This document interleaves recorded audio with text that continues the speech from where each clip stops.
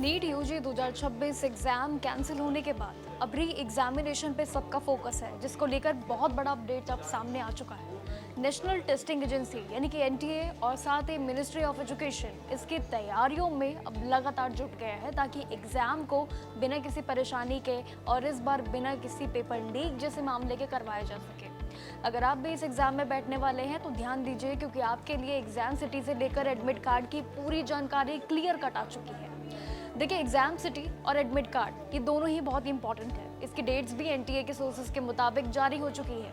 सभी कैंडिडेट्स को 14 जून से पहले उनकी एग्जाम सिटी की जानकारी मिल जाएगी और जिससे उन्हें ये पता चल जाएगा कि उनका पेपर का शहर कहाँ पे पड़ने वाला है, यानी कि एग्जाम सेंटर कहाँ होगा।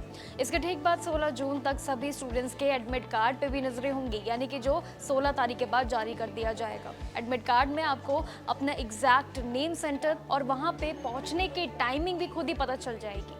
ये री एग्जाम जो कि 21 जून को आयोजित किया जाएगा, काफी सबका जोर रहेगा, लेकिन इस बार बच्चों की सुविधा के लिए कोशिश की जा रही है, यानी कि सभी एस्पिरेंट्स पे खास तौर पे ध्यान दिया जा रहा है कि उनके होम टाउन में ही सेंटर्स उनके आसपास उन्हें मिले ताकि ज्यादा ट्रैवल की चिंता ना पड़े। और इसी के साथ ही एनटीए ने नए नए सेंटर्स भी तलाश कर लिए हैं, जिसमें लगभग 3.5 लाख से ज्यादा स्टूडेंट्स ने अपनी एग्जाम सिटी बदलने के लिए भी अप्लाई किया है और 2 चॉइसेस फिल करने के लिए भी ऑप्शन है। लेकिन एनटीए ने हर स्टूडेंट को उसकी पहली चॉइस यानी कि फर्स्ट चॉइस जो कि शहर देने की पूरी कोशिश की है, ये भी जरूर है। लेकिन इस बार नीट यूजी की रेस में कुल मिला के 22 लाख से भी ज्यादा उम्मीदवार शामिल है। सबसे ज्यादा एग्जाम सेंटर्स उत्तर प्रदेश में बनाए गए हैं इस बार, क्योंकि वहां से सबसे ज्यादा एप्लीकेंट्स निकल के बाहर आते हैं, सबसे बड़े आंकड़े देखे जाते हैं। इसके बाद महाराष्ट्र भी पीछे नहीं है, महाराष्ट्र भी दूसरे नंबर पे है, राजस्थान के नंबर भी जरूर आसपास ही है।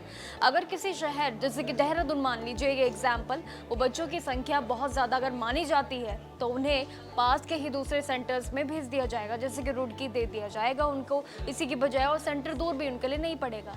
इसी के साथ ही एनटीए ने सोशल मीडिया पे चल रही फेक न्यूज और अफवाहों पे भी कड़ी नजर रखी है कि इन सभी चीजों से बचा जाए। अब इसी के साथ जरूरी है कि अगर सीयूईटी एस्पिरेंट अगर आप है, आपके आसपास है, तो उनको भी जरूर पता होना चाहिए, क्योंकि सीयूईटी यूजी एग्जाम को लेकर भी एग्जाम अपडेट है।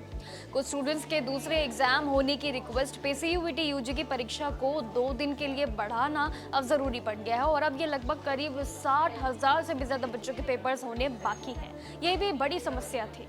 लेकिन अब 6 जून को एग्जाम सुबह 9 बजे से लेकर दोपहर 12 बजे तक शिफ्ट में किया जाएगा और वहीं 7 जून को बचे हुए कैंडिडेट्स का एग्जाम भी दोपहर 3 बजे से शुरू और शाम 6 बजे की शिफ्ट तक करवाया जाएगा।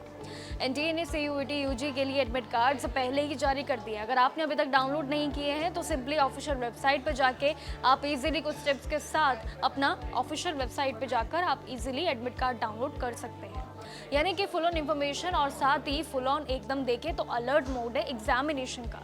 ये महीना काफी खास होने वाला है, क्योंकि बड़े बड़े एग्जामिनेशन इस महीने में ही होने जा रहे हैं और साथ ही बड़े बड़े रिजल्ट्स भी, यानी कि कुल मिला के बात करें तो ये पूरा महीना और आने वाले महीने भी एग्जामिनेशन के लिए और रिजल्ट्स के लिए काफ़ी एक खास महीने रहेंगे।